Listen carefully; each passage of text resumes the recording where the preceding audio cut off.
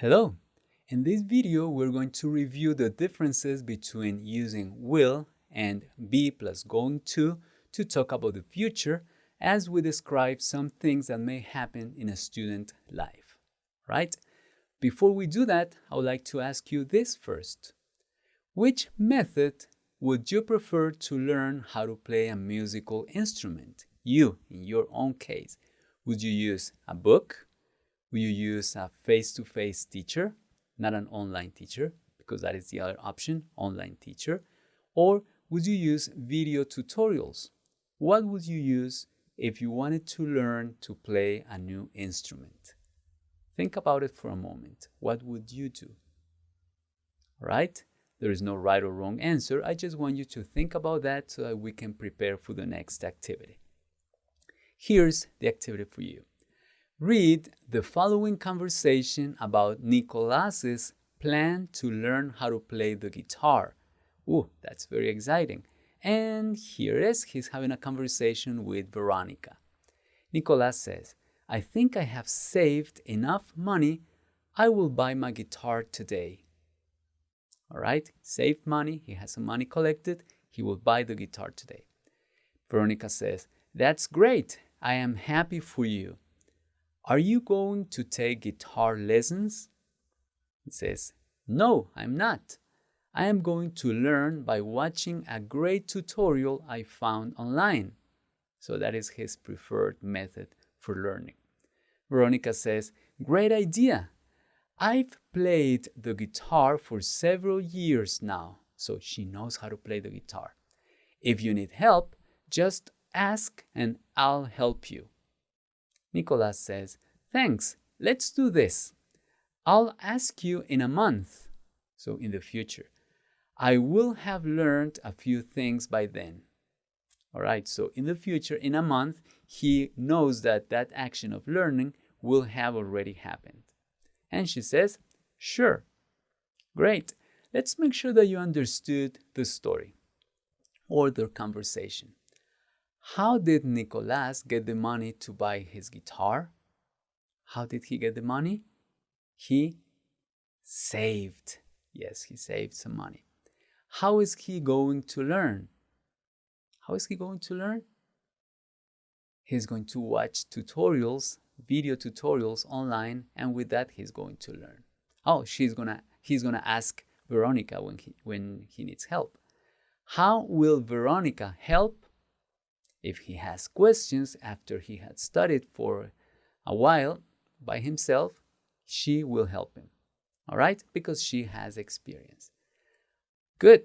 So now, because we have some examples in that conversation about the use of the future tense, I would like to remind you of the uses that you may already be familiar with.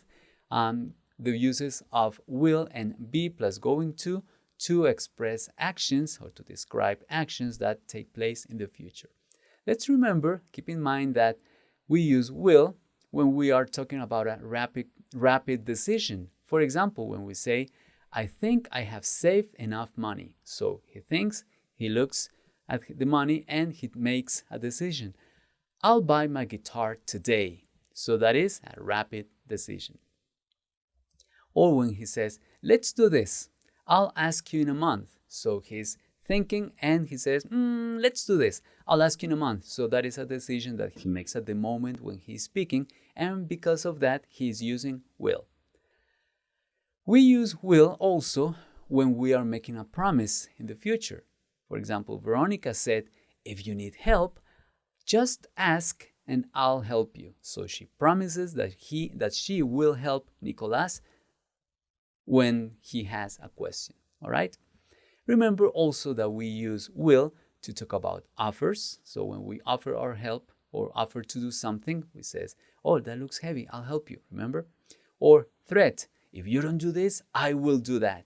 So we use will for that. Or refusal. I told him, but he won't listen. All right? When somebody refuses to do something, we use will. So those are the uses of will, remember? And here are the uses of be plus going to. Actually, there is one general use, and I described it here like this. plans or intentions made before the moment of speaking. So if we plan something in advance, when we talk about the future, or when that action is going to be taking place in the future, we use be plus going to. For example, when they said, are you going to take guitar lessons? It means, have you planned?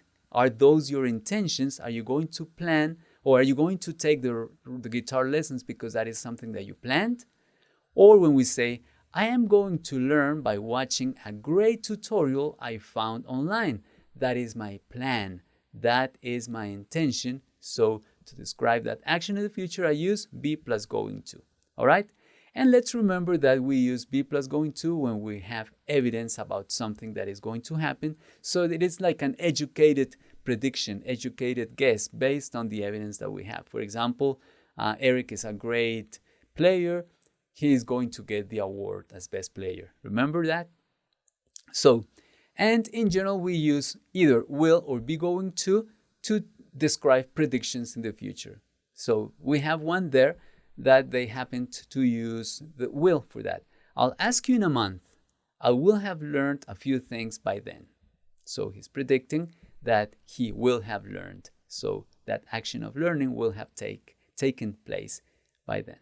All right? Let's practice now to make sure that you understood the uses, or that you reviewed the uses of the future tense. Right? For that, I have this activity. Nicolas has started learning how to play the guitar. Yay! So he already purchased, he bought the guitar, and now he started learning. Please complete the following statements about his process. All right? So here we have some statements that he made. They have some blanks. So what you need to do is pause my video, complete the activity, and in a moment I will show you some answers, all right? So that you can compare your answers with mine. Pause my video, please, and I'll see you in a moment. Great. I hope that you did complete the activity because you paused my video for that. And here are my answers. So let's compare yours with these. The tips of my fingers hurt. I'll take a break now. Why does he say I'll take a break? Because the tips hurt when you place them on top of the strings. So they hurt. So he says, I'll take a break now. So it is an immediate decision. Next, what do you use for that? I'm going to start classes with a new teacher next week. So next week, that's what's going to happen. So he made the decision today. All right? I'm glad you're here, Veronica. So she arrived. You will know how to play this chord. He's making a prediction, and that is something that is going to happen right there and then. All right? Next, I asked a question on the video comments, but the teacher won't reply. Why are we doing that? Because he made a comment, I don't know, let's say a YouTube video, and he made a comment, asked a question, and the teacher refuses to reply. So for that, we use will. That is a great example.